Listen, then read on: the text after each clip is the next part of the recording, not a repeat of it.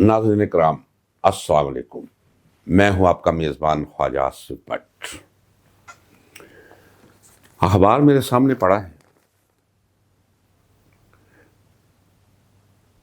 سابق DGISI نے تحریری بیان جمع کروایا ہے سپریم کورٹ میں۔ مقدمہ ہے سابق جج اسلام آباد ہائی کورٹ میرے دوست، میرے بھائی شوکت عزیز صدیقی کا۔ اس مقدمے میں اپنا بیان جمع کروایا ہے، جس میں فیض حمید صاحب نے کلی طور پر انکار کیا ہے کہ وہ کبھی بھی جسٹس شوکت عزیز صدیقی سے نہیں ملے تھے۔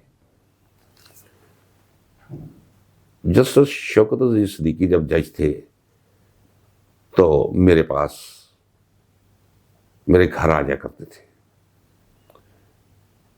ایک رات وہ تشریف لائے اور کافی دیر تک ہم گفتگو کرتے رہے، تو مجھے انہوں نے بتایا کہ انہیں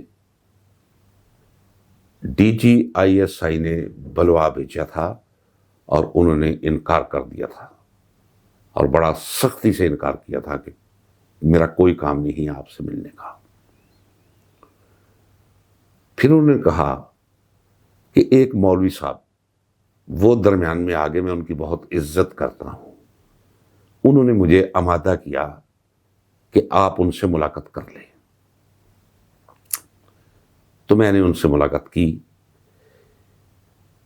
جو کچھ جسٹس شوکت عزیز صدیقی نے بتایا ہے کہ DGISI نے انہیں کہا کہ ہماری 2 سال کی محنت ضائع ہو جائے گی، نواز شریف کی اپیلوں کے سلسلے میں آپ ہمارے ساتھ تعاون کریں۔ جسٹس شوکت عزیز صدیقی نے مجھے بتایا کہ میں نے صاف انکار کر دیا ہے۔ اب یہ ولاگ میں کیوں کر رہا ہوں؟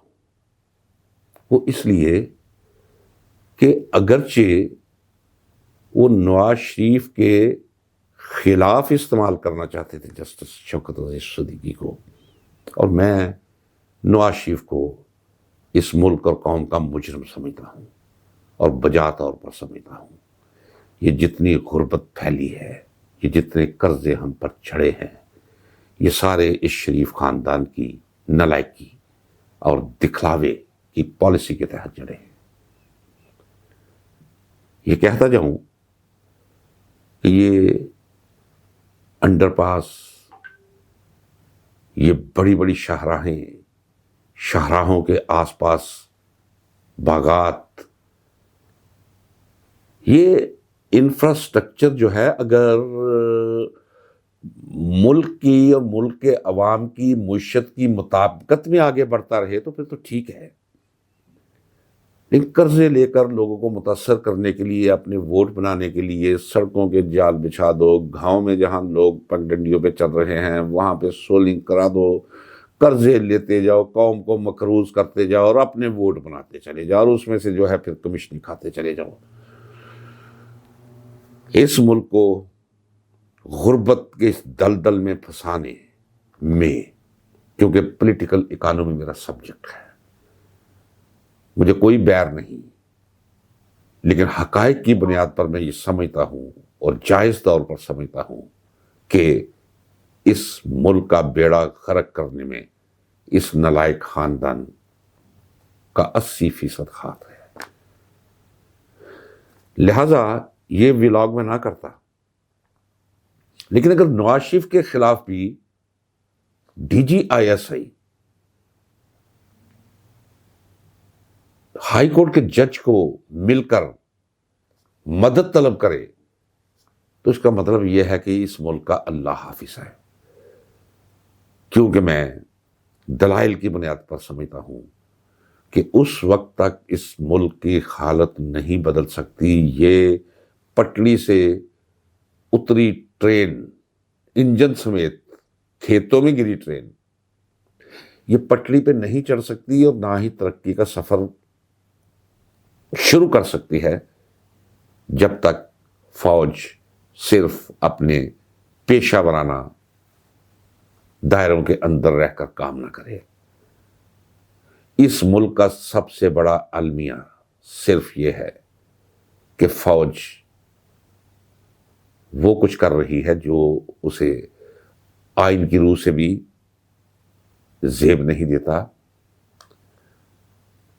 اور ملک اور قوم کی بہتری کے حوالے سے بھی یہ اس کا منصب نہیں بنتا کہ وہ سیاست کو اس طرح چلائے جس طرح کوئی پتلیوں کا تماشا ہوا کرتا تھا جب ہم چھوٹے ہوا کرتے تھے۔ پردے کے پیچھے کوئی شخص جو ہے وہ اپنی انگلیوں پہ وہ دھاگے لپیٹ کے نچایا کرتا تھا پتلیوں کو۔ خدا گواہ ہے، سیاست کی پتلیوں کو اسی طرح نچایا جا رہا ہے۔ اسے بند ہونا چاہیے۔ رہی بات جسٹس شوکت عزیز صدیقی کی، تو میں چونکہ گواہ ہوں،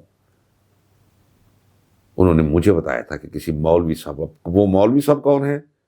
یہ شوکت عزیز صدیقی صاحب کو جو ہے وہ بتانا چاہیے عدالت کو کہ کس مولوی صاحب کو بھیجا تھا فیض حمید صاحب نے قائل کرنے کے لیے، اور وہ قائل ہو کر ملاقات پہ آمادہ ہوئے تھے۔ خدا حافظ۔